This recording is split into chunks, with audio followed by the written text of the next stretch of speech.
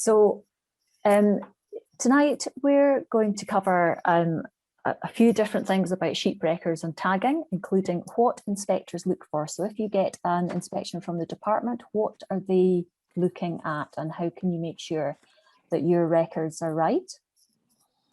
What to record and when. Some tips how to make it easier on yourself. Which tag for which sheep. So there's usually lots of confusion about this. Even though sheep tagging rules changed some years ago, there's still quite a lot of confusion, and there's no wonder that there's confusion. So hopefully tonight we'll explain it all, and you'll go away understanding which tag for which sheep. We'll also have a look at using handheld scanners. They can be quite helpful if you've got loads of sheep. And we'll have a look at medicine records as well. So first of all, department inspections. So if you have sheep, then it's likely that you'll get an inspection from the department at some point. They're usually unannounced. And what the department do is they check the records first, and then they check your sheep.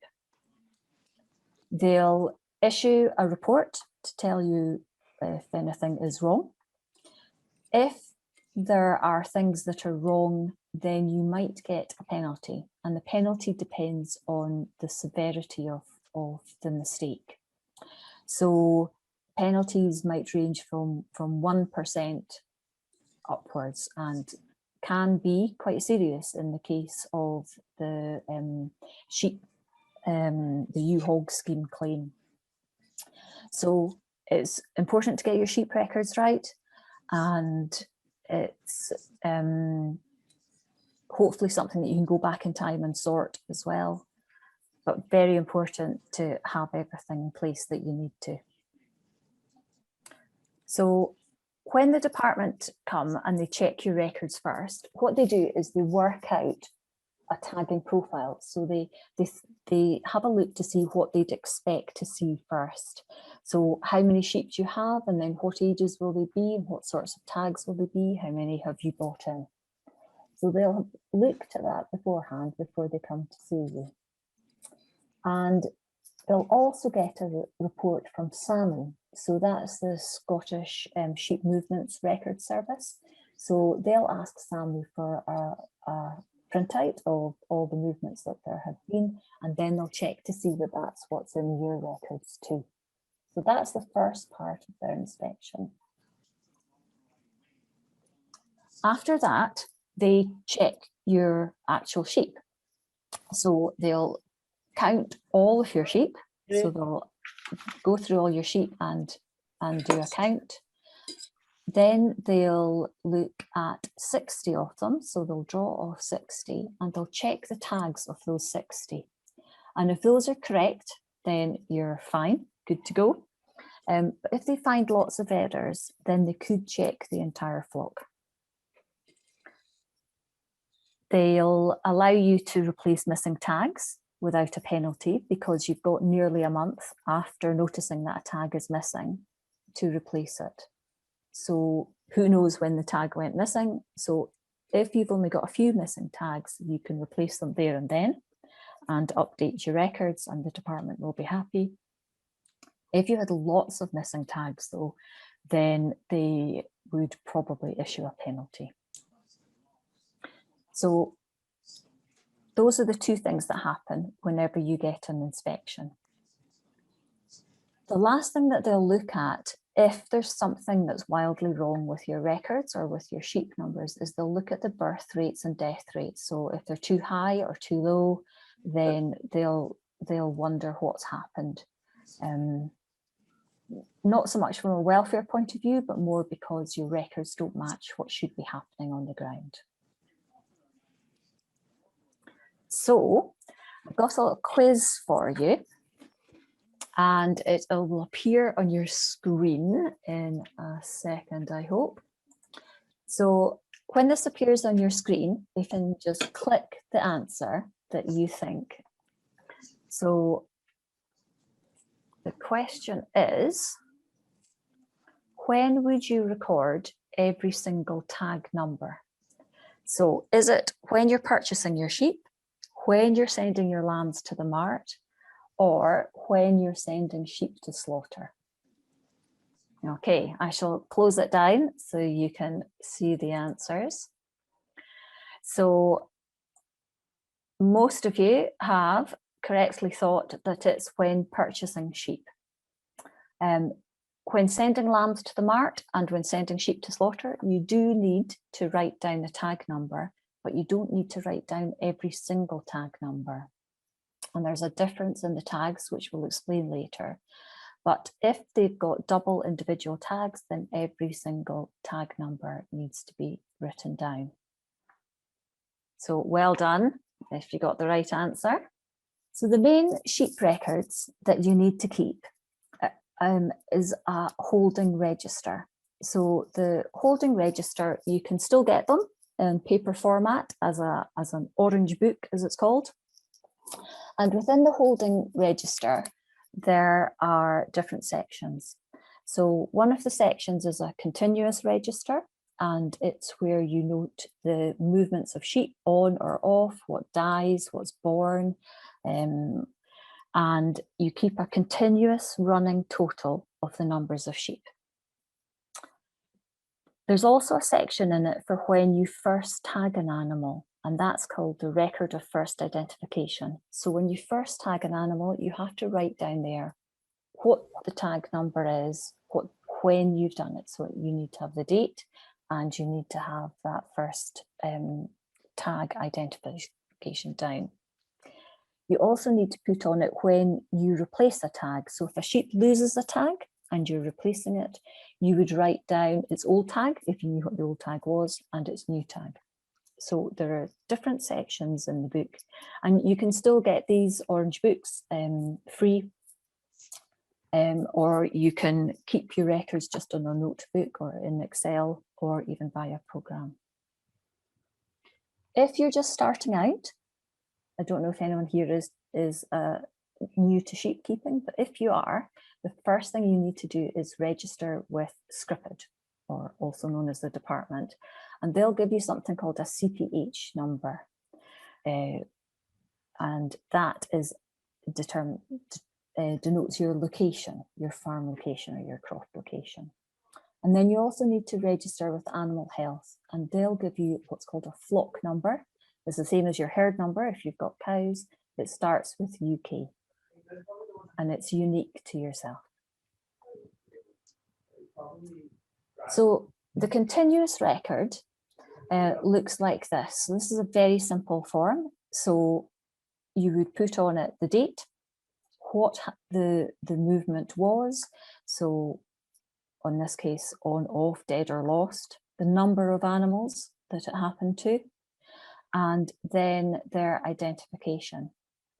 So you can see here someone's put in their flock number and the number of lambs and some cast ewes, where they've gone to, and they've put down the CPH code of where they've gone. Then they've put down the registration number, so they took it themselves and they put in the registration number, and then they've said what the running total of their sheep is after this event. So that's it in its simplest form. That's the continuous record. Then the record of identification is when you first tag an animal. So on here, you put in the date, the identification of the tag, the number of animals identified, when they were born, what breed they were, and then there's a bit at the end for your own use. So this person's put down store lambs tagged as they went for the market. And on the second line, they've got some hogs tagged as they left for wintering. So first time you tag an animal, you have to write it in the book. The third section was the record of replacement. So in the record of replacement, that's when something loses its tag. So here you can see that the person wrote down the new number of the tag and the range of them, and then the animals that lost their tags. So in that third column there, the animals that lost their tag had the UK number, and then there was number 1145 and 925 and 633 and 564. And they've replaced them then with a run of tags running from 216 to 215. And they've just made a note of what it was, using GIMRs with missing tags. And it's important to fill this out. If the department come to inspect and you don't have any replacement tags, then they'll think that maybe you haven't been keeping track of them. So every time you have a replacement to make sure that you enter it in the book. Okay, so to make the numbers easier when you're recording, when you first tag animals, try and do it in a sequential manner. So it makes it much easier to record it in the book rather than putting in random numbers. So when you buy the tags, they come in strips. And if you're putting in 2 tags, then make sure that you're putting in matching tags in each year and do it in a run. And this is really important if you're doing something like the U-Hog scheme, the SUS scheme. When the hogs are going away, tag them just before they go, so you know, or on the day they're going is even better, so you know which ones are going away, and start at one number and make a note of it, finish at another number and make a note of it. And every time you pick up a new strip of 10 tags, make sure that it follows on from the last strip, so that the numbers that you have used correspond to the number of U-Hogs that you have. Lots of errors have been made in the past with the U-Hog scheme, and we've seen people who've started at one number and then they've kept tagging, and what's happened is they haven't looked at the last tag and maybe 10 have been missed in the middle, and then they've entered onto their application for the U-Hog scheme the wrong tag numbers, completely by mistake, but it's such an easy thing to do. So when tagging, use tags sequentially. And don't throw away any damaged tags. So when you're doing a run of tags and one of them breaks, then I would keep it, and so that you can write in the book that it's broken. And then it just makes more sense when you're trying to work out the tag run and the number and matching it up with the number of sheep that you've tagged. And the third thing is to keep a note of every movement and to write it up as soon as possible, because it's so easy to forget and it's quite tricky going back in time to do sheep records. So if you can do it at the time, that's definitely the best way to go. But I know that's easier said than done. And usually you write it on a bit of paper and then you put it in your jacket and then it gets wet and then you can't read it. So movements all have to be recorded, although there are some exceptions. So if you're selling an animal privately, then you would fill in what's called the movement book. So I've got some low-tech example here, so I'm just going to hold it up to the screen. So this is a SAMU movement book, movement document. And this gets filled in to say what animals have gone, where they've gone to, and who took them. It's quite simple to fill in, and then it gets sent off to SAMU, and you can email it off or you can post it off. It has to be done within 3 days. So the SAMU record is for just about every movement, but there are some exceptions.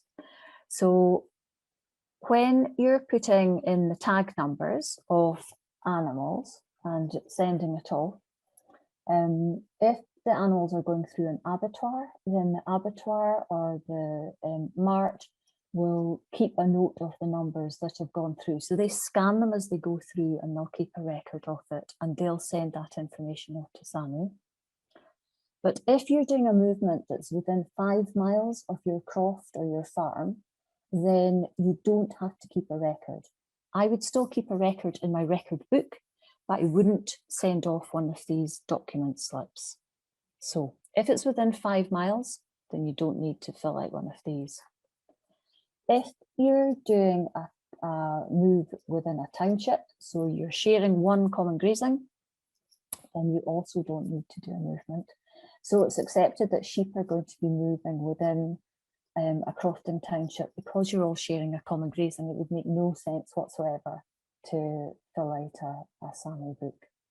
So those are your exceptions for doing a movement.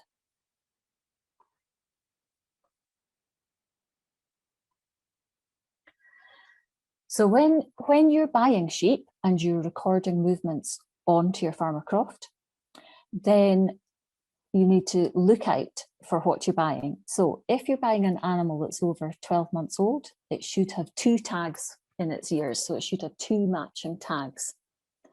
And when that animal comes onto your croft, you should be writing down the tag number of that animal. So if you buy 10 animals, you're going to have to write down 10 tags. If you buy 1,000, you'll be writing down 1,000 tags. If the sheep comes with what's called a slaughter tag, and we'll explain that in a bit as well. So if it comes with a slaughter tag, the slaughter tag only has the flock number on it. It doesn't have an individual number. So it's really easy to record. So if you're buying sheep in on a slaughter tag, then it's just the flock number that is being recorded. So it's really easy.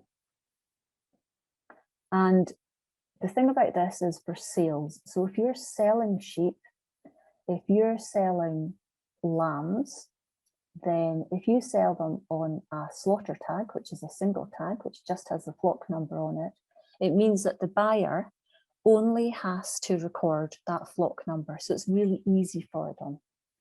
But if you sell lambs with 2 tags in their ears, and that means they've got an individual number, it means the buyer has to record every number. So for most of us, we're probably not buying in sheep unless you're buying in lambs for fattening, perhaps. I'm imagining that from where we are all living, most of us will be selling rather than buying. But think about the poor buyer when you're tagging your lambs. When you're filling in your records and also the SAMU book, then make sure you put the haulier information in. That's a requirement.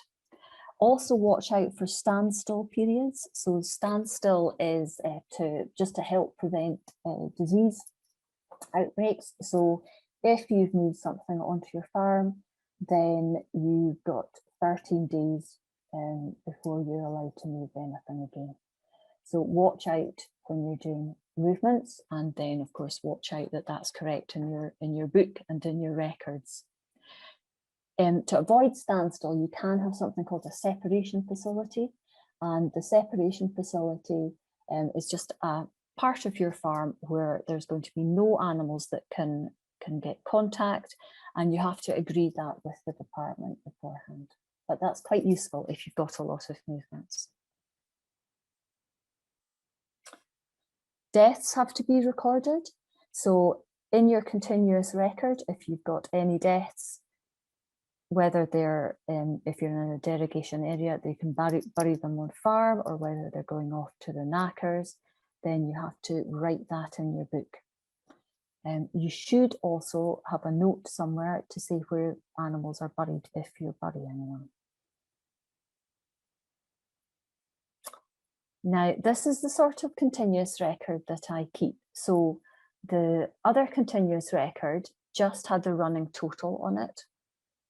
I find that quite confusing. So I keep a more complicated record, which I find is easier. So what I do is I split my livestock up into ewes, skimmers, hogs, lambs, tups, and others. And I find that an easier way of keeping a continuous record. Because when hogs become gimmers and gimmers become ewes, I can mark it in this book, and then it's just easier to keep track of total numbers because I know how many hogs I've got, how many gimmers I've got, how many ewes I've got. I find this easier, and I keep it on Excel. So if you're good with a spreadsheet, this is one way to keep it. But you can equally just keep it on paper. Pencil's good because then you can rub things out and start again.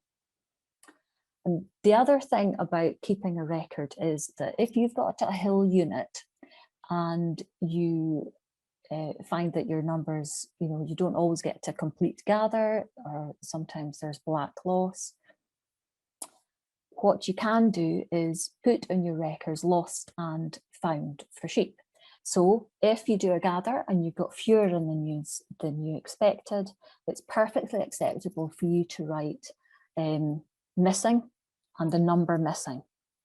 So if you expected to gather in 200 ewes and you only got 180, you could put down missing 20, because sometimes they reappear again. And that's perfectly okay for you to do. So if the department came to inspect the next day and asked you to gather them all in and you were up down to your 180, then at least it's in your record book that that's what's happened. So that's an okay thing to do. So if I'm doing it, I tend to split it up, and it looks more complicated, but actually I find it much easier to do. So just in summary, remember to keep a replacement tag record. It's really important if you're inspected that you've got a note of your replacement tags. Remember also to record when you tag the animals for the first time. Remember to record deaths and keep a map if you're doing burials, if you're in a derogated area. When you're doing your continuous records, make sure you've either got a running total, and perfectly okay for you to split it up as well. And for your SAMU documents, for your movement book, keep your records for 3 years. Okay, so I've got another question for you. So just in a second. There's a couple of questions come in, Siobhan. I don't know if you want to do them before you quiz. Sure. Yeah, some folks still use the green holding register. It must be the yellow orange book. That's correct. You need to use the orange book because it has the record of first identification, and it also has the record of replacement tags. So if you're using the old green book, although it does have the continuous part in it, it doesn't have the new requirements for ID. So use an orange book or use a green book plus some extra pages for recording ID. And the replacement tag, does the replacement tag have a new number? We're just about to launch into all of that, so I'll let Jane explain that one. If replacing a tag with a Shearwell one that's a special free replacement with the same number, do you have to list that as a replacement tag? Good question, actually. Jane, do you know the answer? No, you don't. Have to write it's a direct it's replica replacement, you don't have to record it. Grand. Good stuff. Okay. So I'll launch the quiz. So if you want to have a shot at answering this one, when would you use red tags?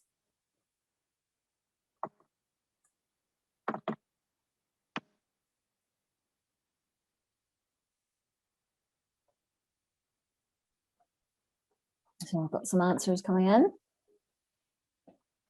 You're quick off the mark, you lot. You're good.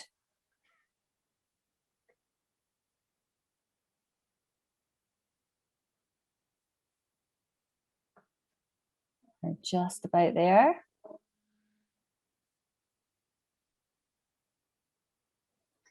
Okay, so I shall end that and share the results. So most folk are saying it's for a bought-in tup that's lost a tag, and that's correct. So full marks to you lot. So yeah, but red tags would only go in bought-in animals. They never need to go in homebred animals. You'd never put them in a homebred animal. They're only for bought-in animals. So full marks.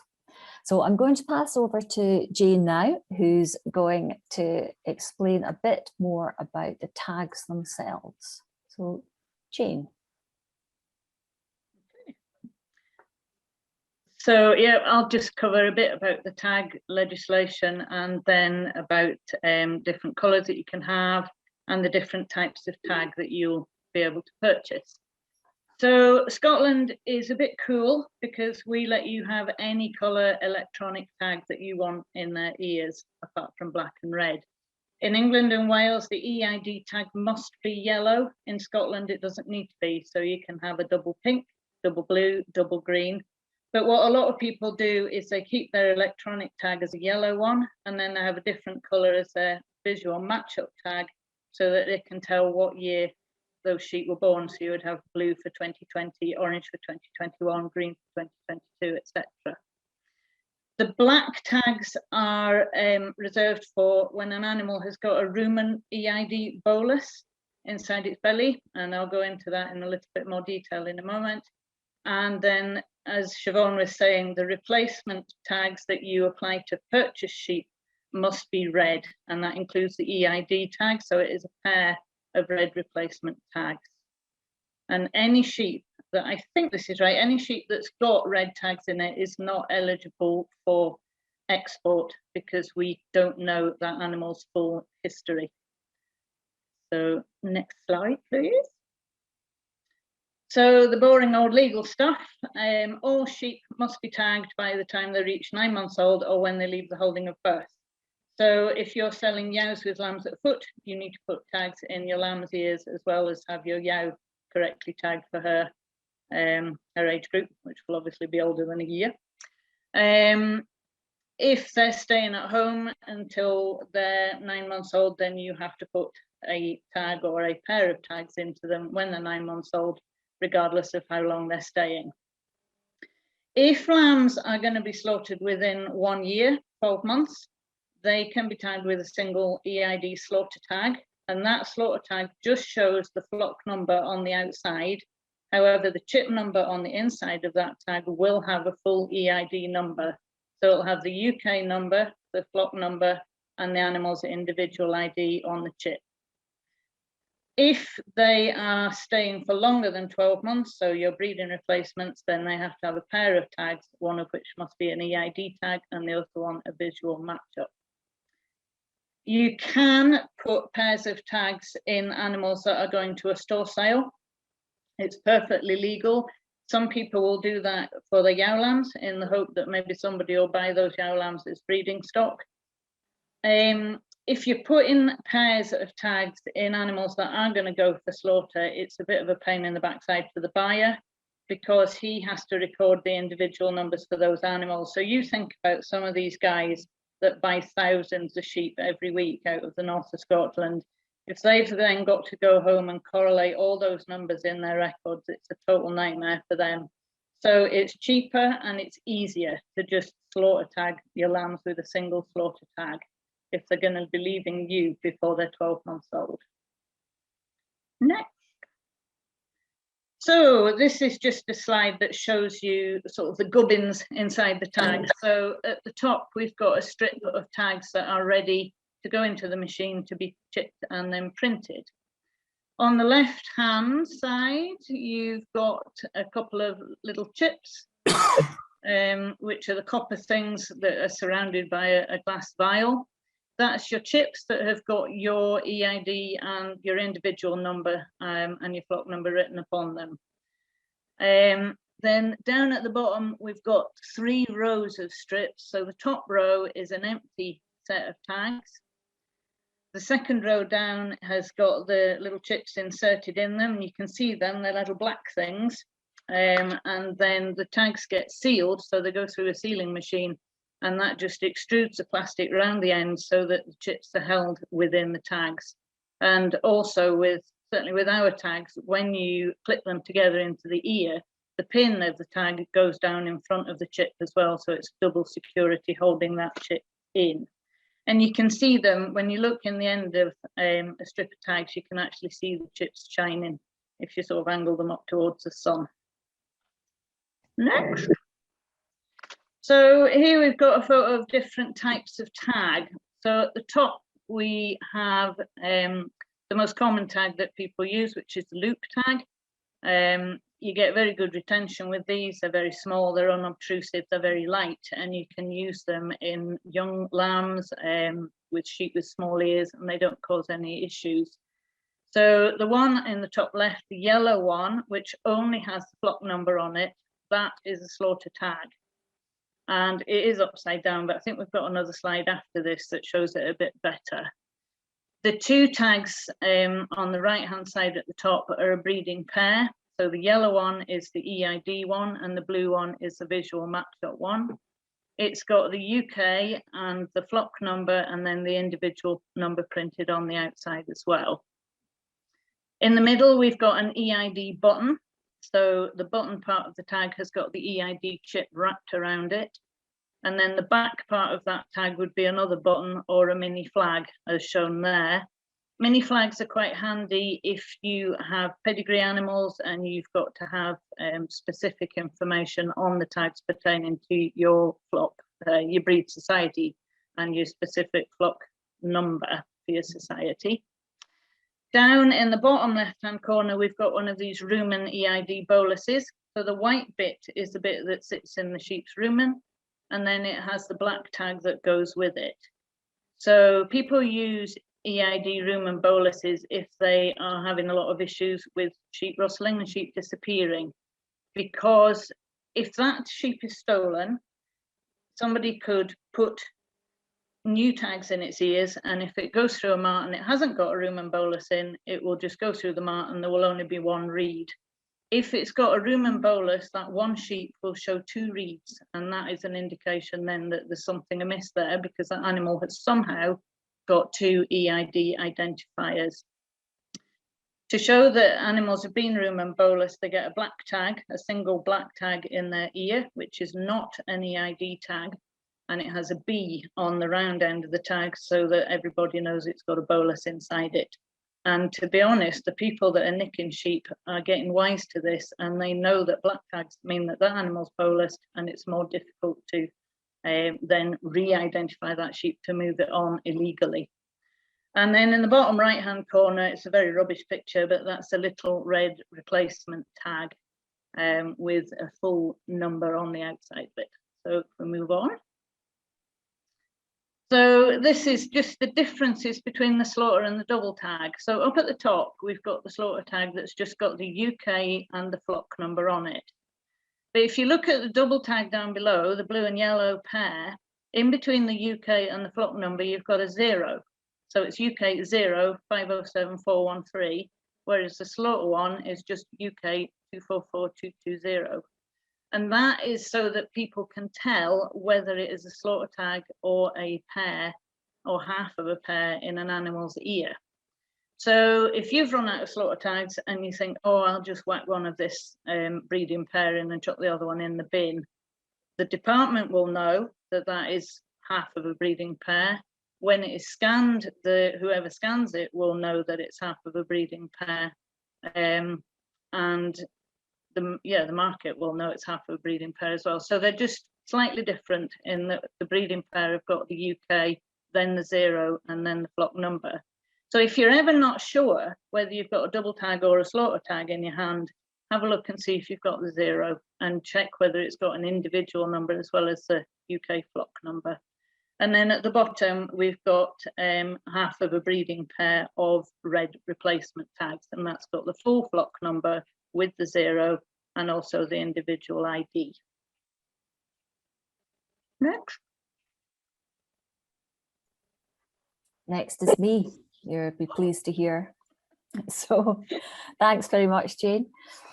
So back to tagging, and then once you've tagged your sheep, how do you enter it in your records? So we'll go through each of the different types. So if it's a slaughter tag, then as Jane was saying, it's one tag that the animal gets put in its ear, and that has to go in before the animal has left the holding of birth or 9 months old. So one slaughter tag going into a lamb that's intended to be sold. So on your records, in your continuous record book, you would write down the date that the animal was tagged, what it was tagged with, how many were tagged in this case with the flock number, when it was born, what kind it was. So that would go in your book. If it was an animal that you were going to keep, maybe it is a replacement ewe hog, for instance, then you would put in 2 tags because you're going to keep it. No point putting in a slaughter tag and then putting in 2 tags afterwards. So you would start off by putting 2 tags in its ears because you're keeping it beyond the 12 months. So 2 tags go in the ear, and then in your record book, it's going to look slightly different. So down here, we've got 101 animals identified. We put in the date of identification and then the IDs. So we've got the flock number in here, and then we were saying we're tagging from numbers ending in 118 to 218. Year of birth, breed again, and why. So the run of tags, doing it in a run just makes life an awful lot easier for recording. So if it's lost a tag and you have to re-tag it, then you would take out any old tags if it had one left in it, and you would put in 2 matching new tags. So the new tags going in are going to have a different number on them unless, as was said earlier, you ask for a direct replacement tag. But most people would just go to the next tag in the run and put those in.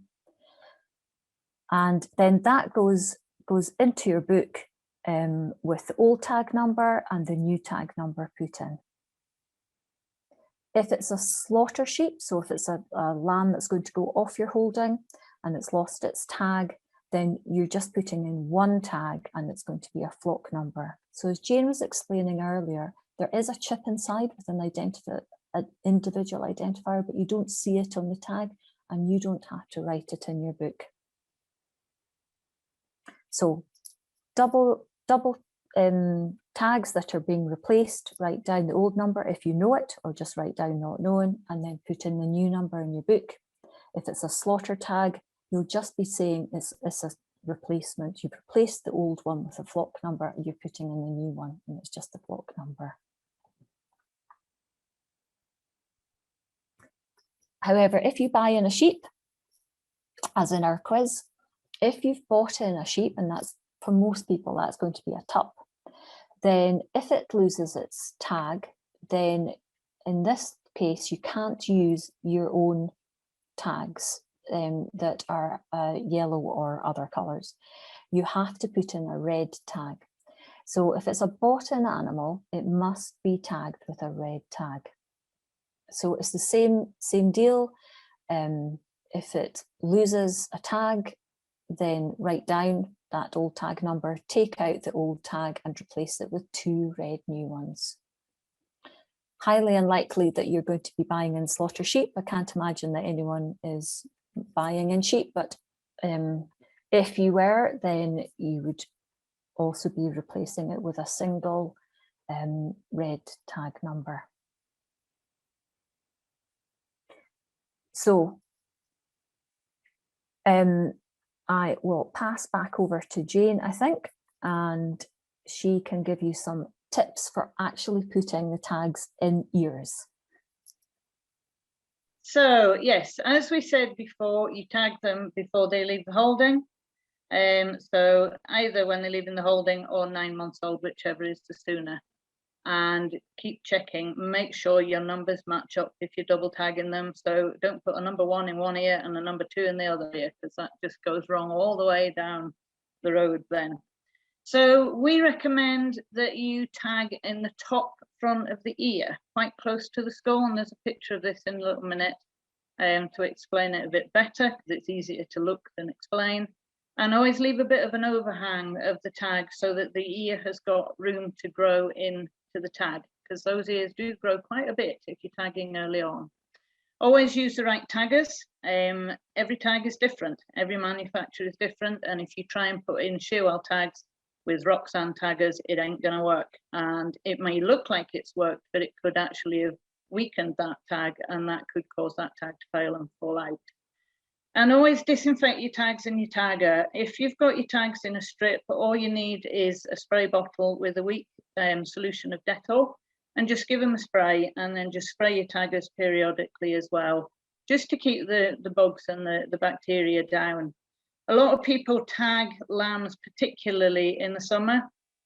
So August, September time, when it's warmer, it's wet, there's a lot of flies about, and all these factors can increase the chance of getting infection in those ears. So just try and be a little bit aware of when you're tagging. And if you're seeing a lot of issues, particularly with your ewe lambs, 2 or 3 weeks after they've had their tags put in, that you're getting crusty ears or infected ears, it might be worth just reassessing when you put those tags in, put them in a bit earlier or put them in later on into sort of late September, October, when it's cooler and most of the flies have possibly, hopefully, disappeared. So, yep, here we are. Here is one of my pets getting tagged earlier this year. So she's getting one tag, she's got one tag in one ear, and as you can see, it's on the top part of the ear and quite close into the skull. And the reason for this is when a lamb or a sheep puts its head through a fence and then pulls it back out again, it will fold the tag forwards alongside its head, and the tag will then, its ear will then sort of encircle the tag, and it's less likely to pull the tag out on the fence line. And that's me trying to put the other tag in single-handedly while taking a photograph at the same time. It was quite interesting, but I managed. It's impressive. We're impressed. Yeah, it was good. Next one. So here we have a little guy, and he's got his slaughter tag in. You can see the bulkiest bit of the tag is on the inside of his ear. That lamb's only, I think he was about 6 hours old. He was born early doors and he was tagged at lunchtime. And he wasn't a big lamb, and you can see his ear isn't affected at all by the tag. It's not flopped down and there's no blood or damage there. You can probably just about see what I mean by leaving a gap. So when you position the tag on the ear, 2/3 of the tag should cover the ear, and then 1/3 should be just overhanging the ear, so there's fresh air in between the ear and the loopy end of the tag, and that just gives the ear a bit of space to grow into the tag. And here we have a magnificent pen of Cheviot sheep waiting to be sold. And they are all slaughter tagged, and the big guy at the front, you can see exactly what I mean about leaving the slight gap between the ear and the end of the tag, just so the ear's got room to grow into that tag. And this isn't the best photo. This is one of my Wensleydale Gimmers, and it took me forever to try and get her to keep still because she was so chuffed to get some hay. She is a correctly double tagged Gimmer. She's got a breeding pair of tags in her ears. She's got her yellow EID tag in her left ear, and she's got her visual non-EID orange tag in her other ear, and that's her identity for the rest of her life. Okey-doke. So here we have 3 sheep. At the top we have Shrewsgill Apple, and at the bottom we have Orangeside Winston Churchill, and looking a bit sort of surprised and like he wants a kiss is Mr. Chewy. So which of these sheep are correctly tagged? It might be 1, 2, 3 or none. So have a go and see what you think. Yeah, just put your answers in the chat. Which is 1, 2 and 3? Are we going clockwise, or are we just doing it by years? We're seeing which age of sheep is correct. Should have numbered them. You should have spray painted them. Well, I'm sorry. Well, somebody's just gone 24 months old, so there may be more than one correctly tagged. There may be less than one correctly tagged. And do you name all your sheep? Not intentionally, no. Okay. The tops get named. Mr. Chewy was a pet lamb, and he sort of followed on from a lamb that looked like Yoda. So she was called Yoda, and then Mr. Chewy was taken off his mum because he chewed her teats mercilessly when he was a lamb and she couldn't cope with him. So we needed a name for him, and somebody said, well, if you've got Yoda, he's got to be Chewbacca. So then he turned into Mr. Chewie. Do you consider yourself to be a serious sheep keeper? Absolutely. I'm a member of the North Country Cheviot Society, I'll have you know. Okay, so we're getting a range of answers in. So we've got none, we've got 24 months old, and the 24-month and 11-month-old. Any changes from that? And the 11-month and none, a lot of nuns actually. So Jane, do you want to explain your tagging errors? Okay, so Mr. 24 months old, that is Shushgil Arkle, who I bought as a shilling last year. He is correctly tagged. He has 2 identifiers in his ear. He's got a yellow one in his left ear, and he's got a sort of orangey coloured thing in the other ear. I think it is orange or pink. It's definitely not red. So he is correctly tagged. The only thing I would say about him is that it would be better having those tags top front of the ear. But if you look at his yellow tag, it's really quite gangly, and the chances of him catching that on a gorse bush or on a fence or even on another sheep's fleece is fairly high. Mr. Chewie, Mr. 11 months old, he is correctly tagged. He has a slaughter tag in his ear. When he gets to be a year old, which will be late April time, if he is going to be lucky enough to be allowed to stay and not disappear off into the deep freeze, he will be re-tagged with a breeding pair. So what I will do is I will cut out his slaughter tag and I will put a replacement pair of tags in his ears, and they will be my own tags. So they will have my own flock number and my next individual number on them, and I will record that change in my book. So I'll just put slaughter tag taken out, new pair put in, which will be 507413659. And then for my comment in my book, I'll put that he was upgraded from slaughter to breeding pair, and that will be him legal. So as he stands, he is legal. Oronside Winston Churchill at the bottom, not such a pretty picture. He has removed both his tags, and he can't put Mr. Chewie in a pie. Oh, I think we can. Yeah, Mr. Oronside Winston Churchill is utterly illegal. He has no tags. He was tagged, I have to say, and he lost one. The tag actually snapped and cracked and fell out. And if you look at his left ear, you can see that it is torn and he's ripped his tag out on a fence. So he will need a new pair of tags. What I can do with him is I could put a direct replica replacement pair in, so I can get his original tag number from my records, get another set of those made by a tagging company. I couldn't possibly comment which one, and put them back in his ear, or I could put my next breeding pair in his ear, so he would be 670. So that's him. Does that make sense? It does. Thanks very much, Jane. Before you move on, somebody's put in a very pertinent question, which you did answer with Mr. Chewie, but actually there's a bit in here about ewe hogs. So the question is, if you put slaughter tag in ewe lamb, or buy a ewe lamb with a slaughter tag in, and then decide to keep for breeding, what would you do tag wise? So there's 2 different things here. So if it's your own. If it's your own ewe lamb with a slaughter tag in it, that's exactly the same story as Mr. Chewie. You would chop out the slaughter tag, you would replace it with the next in your run of breeding pairs, and you would record that change in your record. So you would put the date, you'd put slaughter tag removed, and then upgrade to breeding pair and the new individual number for that animal. If it is a purchased ewe lamb, it's the same story as long as you know the full history for that animal.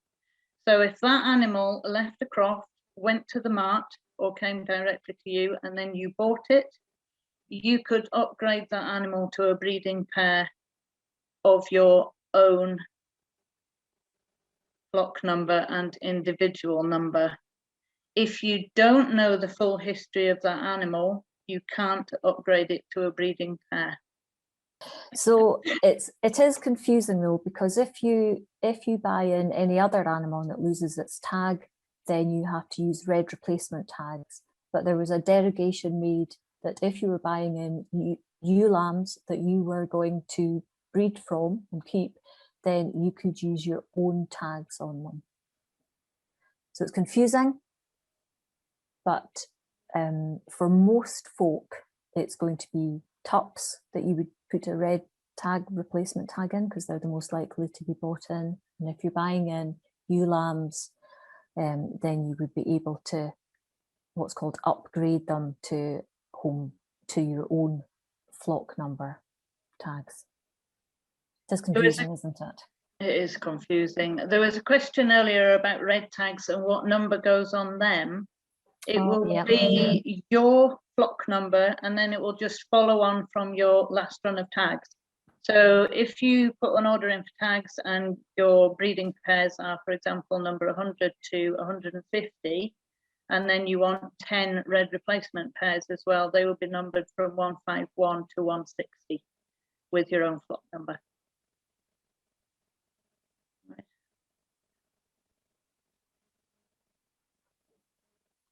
Okay, so using paper or computer, paper is definitely easiest if you don't have many sheep or if you don't have many movements. If your record keeping isn't very good, then the computer is definitely not going to solve your problems. If you do have lots of moods, though, it's quite easy to keep them on Excel, or you can buy a bespoke program, and sort of programs that you can buy, there's several of them out there. They kind of start about the £300, £400 mark up to about £700, and you can get them to integrate with other bits of your farm, etc. It depends how far you want to go. So if you don't have much, I do it on paper. If you've got a bit and you can use Excel, then Excel is grand. If not, you might want to use a bespoke program. If you've got lots of movements back and forth, then you might want to invest in a tag reader. So even if you've got wintering hogs going away and coming back, so every movement on, remember, you have to record 100% of those tag numbers. So if you've got hogs coming back and maybe you sent away 100 and you've got 80 coming back again, you have to work out which tag numbers have come back if you don't know which ones were lost. So tag readers can be quite handy, and Jane's got a video of one just coming up. So Jane, do you want to explain about the stick reader and the stock recorder, please? And you're on mute. Muted. So there's two types of reader. There's a very simple stick reader, and then there is a more complex EID reader that collects data as well. So what we've got on the screen here is a stick reader, and it does what it says on the tin. It records tags. Some are very, very simple, like ours, and other ones can have more functions. And you can connect them up to mobile phone apps to give you some more options. You can upload the tags from the stick to your computer as a spreadsheet or as a text file, and some connect to little printers, like in the bottom right-hand corner there, we've got the little printer that's printed out the list of tags. So your stick reader, dead simple piece of kit. It'll usually batch into different groups. So this one batches from A to Z, so you've got 26 groups. And they store sort of between 15,000 and 20,000 records. So handy bit of kit if all you're needing is numbers, or you're wanting to be able to connect up to your mobile phone to an app and possibly do a bit more recording. So moving on to the stock recorder. Now these kind of machines, they will read your tags and they record data. So they will store information that you enter into them, such as births, moves, deaths, scanning results, medicine records, etc. They work alongside specific computer-based programs, such as FarmWorks, and they'll do all your sort of statutory stuff. So your births, your deaths, your ons, your offs, your medicines. And they'll let you also look at some management and performance recording as well. So you can do scanning results, you can look at mothering ability, you can see whether your sires are working for you, you could put them into bulling and topping groups.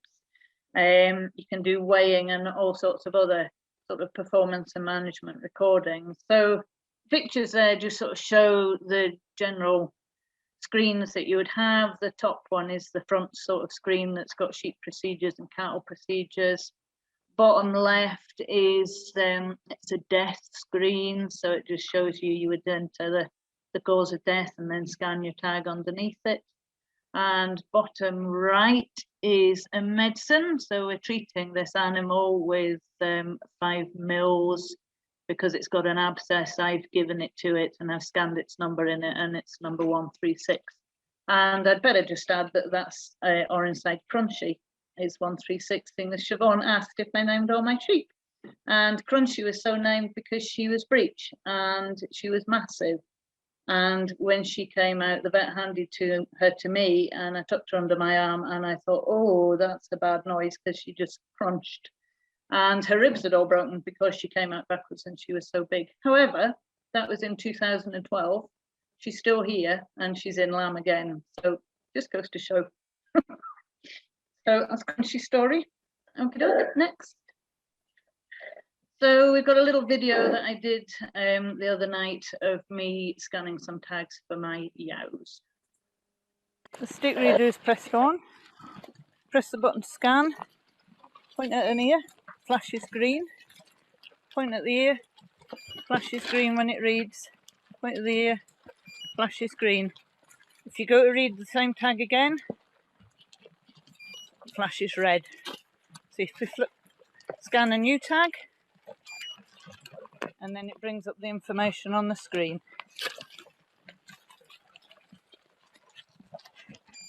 Scan the tag, information on the screen. And that's it. Great. So that's just at the trough, which shows you how easy it is actually to pick up tag numbers at any point. You don't have to have them in a pen or a race. I just put some met in the trough and went along and picked up most of the ones that I wanted. So I shall pass you back to Siobhan for the next bit. Stick readers. Okay. So if you think your records are a bit dodgy, or you have to go back in time and make some up, then it's a bit of a labour of love and a bit of a mystery to do, but it is possible to do. And the information you can access is the same information as the department. So what you know, they will know. So it is possible to go back in time using SAMU slips, using Martin voices, sheep inventory. If you send that back every December, January, your IACS form will have sheep numbers on it as well, perhaps, and Scotty ID. So Scotty ID is an online database, and you can look that up and see movements of animals through the mart. So anywhere that they've gone through a critical control point and the tag numbers have been picked up, the tag numbers will be there. And you can download them, so you can get lists of the tag numbers that have moved. So movements on, you'll be able to get the tag numbers. The only problem is that sometimes the critical control point doesn't pick up every single sheep. So you won't always get 100% read, which is not critical if it's animals going off, but if it's animals coming onto you, remember you should know the tag number for every single one that comes on. So quite useful to have a look at the Scotty ID. And of course, now you know when you're looking at the tags, whether it will be a double tag or a single tag, or whether it's got that extra 0 in it. So the last bit of the records that you really need to keep for statutory reasons are the vet records. And again, it's quite a simple thing just to keep on paper, unless you've got hundreds of animals and you're doing lots of treatments. it's fairly simple. So date of use, name of the animal, why you treated it, what animal was treated. So that might be an individual tag number, or it might be something like all tups or something like that. So something that will identify them. The batch number of the medicine. So on every bit of medicine you get, even if it's just a single syringe from the vet, they'll be able to give you the batch number of that medicine, the expiry date of the medicine, and then the crucial bit is the end of the withdrawal period. So you need to work out the end of the withdrawal period. So it's 30 days. If it's 30-day withdrawal, you would write, and you gave an injection or a dose or whatever today, then you need to write down the date in 30 days time. And that's really to act as a kind of reminder for you that you don't sell anything into the food chain within that withdrawal period. If you're selling something through the mart and you have treated it, then you can write on the back of the movement document what you've treated it with. So that if it was an animal that could be going for slaughter, then you're just making sure that the buyer is aware that it has been treated. And then the last thing is to put in the initials of the person who administered the treatment. And I don't know if you noticed on Jane's stock reader, it had the same information on it. So it was asking the same sorts of things. And then when it goes onto the computer, it will be working out withdrawal dates, etc., from a database of medicines. So record of veterinary medicines treatments is fairly simple to keep, and just watch that end of withdrawal period date. Okay, so Ashley, I think you're going to do a bit of a Q&A to test us out, test out Jane and I. Are you ready? I think Jane, who's up first? Oh, these are Jane's. Oh, no, sorry, there you go. Okay, so I'm going for you, Siobhan. I'm selling my store lambs through a critical control point. What animal identification details do I have to give on SAMU slip? That's a very good question, Ashley. So because they're going through a critical control point, so through the mart probably, then all I need to put on my SAMU slip is the flock number and the numbers of animals.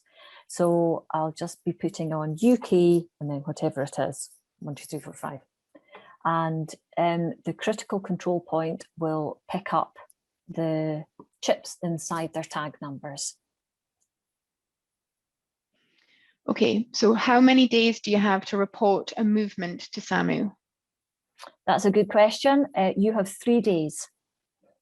3 days. So you should post it off or what I do is I email it.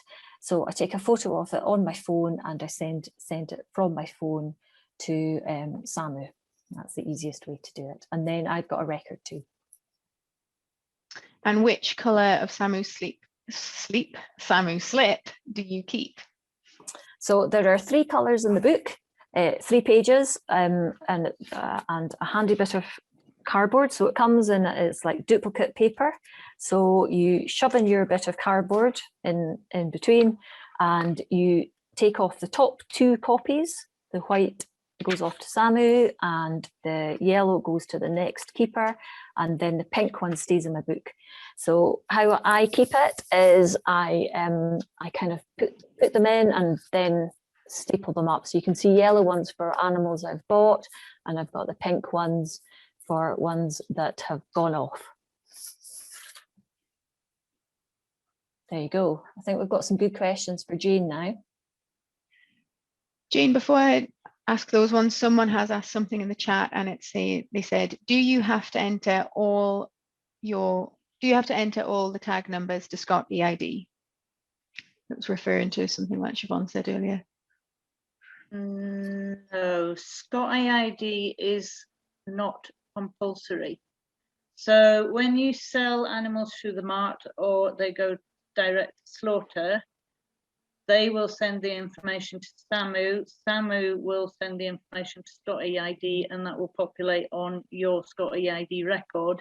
But you do not have to use Scott EID. You don't have to send numbers for privately bought or sold animals, or for animals that you've identified for the first time.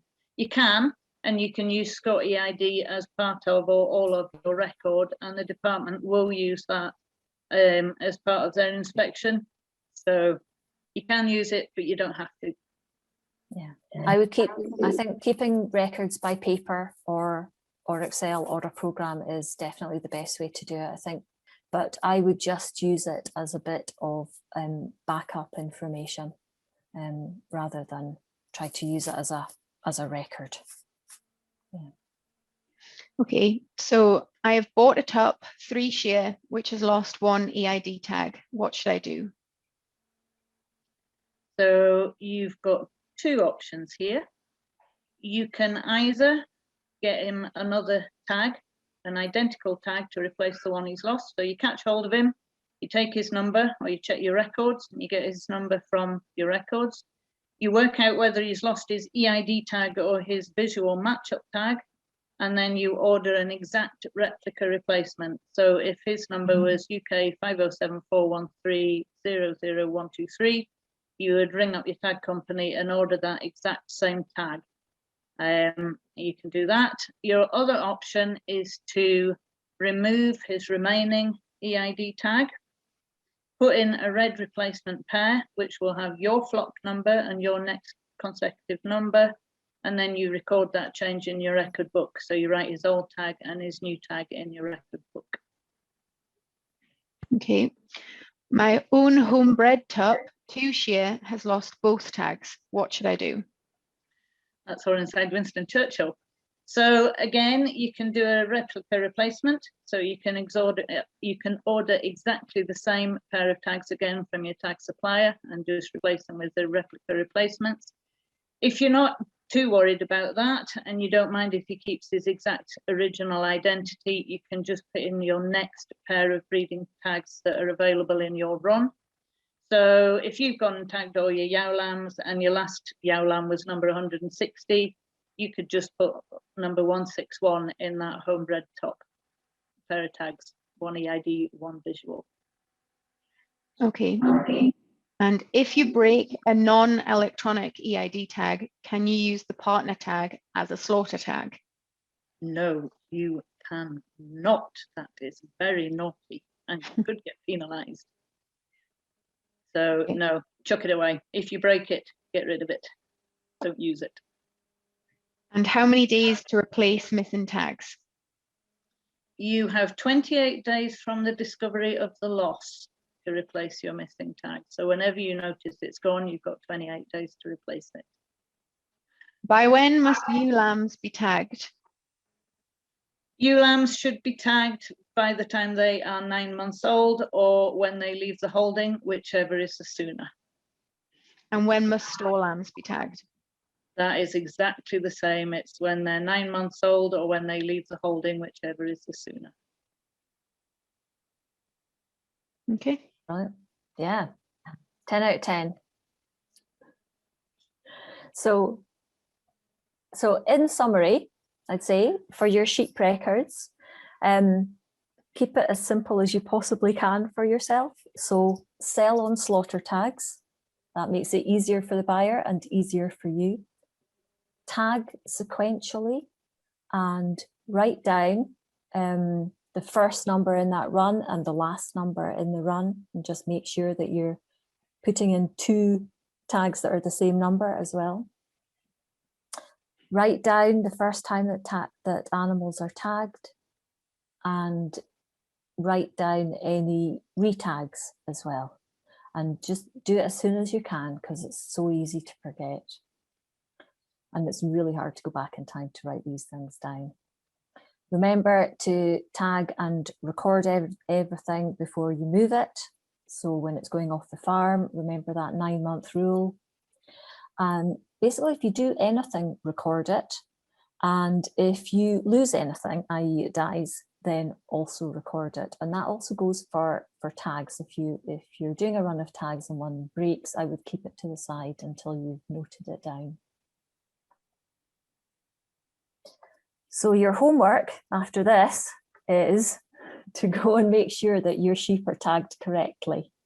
So everything that you have that's over a year old should have 2 tags. If it's a bought-in animal and it's lost a tag, remember it's red tags that should be going in it. And if it only has 1 tag, then re-tag it and write that down. Keep your continuous records up to date, and it just makes it so much easier if you can keep on top of it rather than trying to go back through mark slips and all the rest of it. And if you can keep the orange book, then that really is the simplest way to make sure that you pass an inspection. The department are used to looking at them, so that's a good way to keep them happy. If they see an orange book, then they're going to be a lot happier about your sheep records. And I've just got one more thing, and then we'll maybe take some questions, is that at the end of this, we'll send you out a link to a survey. There's a prize draw. And there's a voucher for £50, either for Damn Delicious or the Battlefield Bakery. It's a really simple evaluation form. You have to do it for Scottish Government. And if you can do that, we'd really appreciate, and it also gives you a chance to win a hamper, which is quite good. And look how happy this girl looks that won one with her sausage rolls. Okay, I shall stop sharing the screen so that you can see us a bit better. I'm not sure if that's good or bad, and we'll have a look for questions. So we've got the 5 mile rule. Is that for just your home CPH or from any field that you possibly rent and have a CPH for? So it's for your own CPH. So if you're renting somewhere seasonally, then if that's not part of your farm unit, so if that code doesn't come under your main farm code, then you need to do a movement to it. But if it's within 5 miles, then you're okay. So sometimes you can have a main farm code and other units that come under a separate sort of sub code. If they're all part of your unit, that's all right.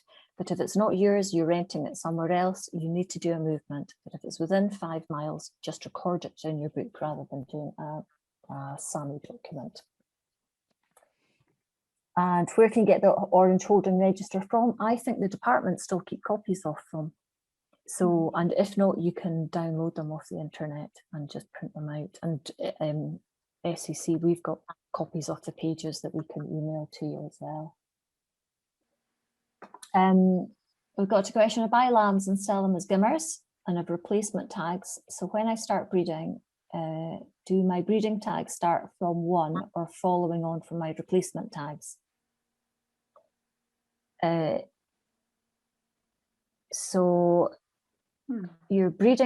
Your tags will just start in the next number, won't they, Jane? So whatever tags you've had in the past, there's no difference between. So if you bought 10 slaughter tags and then the next week you brought 10 breeding tags, your first tags would be 1s to 10 and your next lot would be 11 to 20. So it'll just be whatever the sequence is. So you won't necessarily see what's on the slaughter tags because it's just in the chip. It's nothing on the outside of the tag, but you'll see the number on the breeding tag. And your tag company will know what you've bought before, because all orders have to go through the government ordering system. And that is a huge database that has every ear tag on it that has been sold, be it for a sheep, a cow, a pig or a goat. So you just need to ring in, put your order in, and they will work out and know which your next number is and send you the right one. Great. Have we any final questions, or will we allow you all away for a cup of tea or beverage of choice?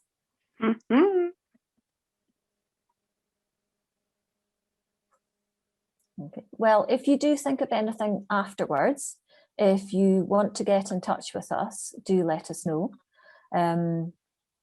Oh, another question has just come in. For an inspection with no notice, how do you get all your sheep in? Well, they do actually give you some time. So they'll check your records first. So once they've checked your records, they'll then ask you to bring in the sheep. So you do get some leeway. So they could turn up unannounced to look at your records, but for bringing sheep in, they don't expect you to do that the moment they arrive. So you'll get some time to do it. How long, Jane, is given? It's just what's reasonable, isn't it? Yeah, it's what's reasonable. It's If a it's a hill. lowland flock and they're all drifting around, they might say, could we come back in a couple of days? If it's a hill flock and you've got to gather or get folk to come and help gather, they would give you longer. The inspections have to be done within 28 days of the beginning of the inspection. So, and that's kind of what they aim for. But it's really depending on the situation. I've done an inspection when I worked for the department and there was only 80 sheep.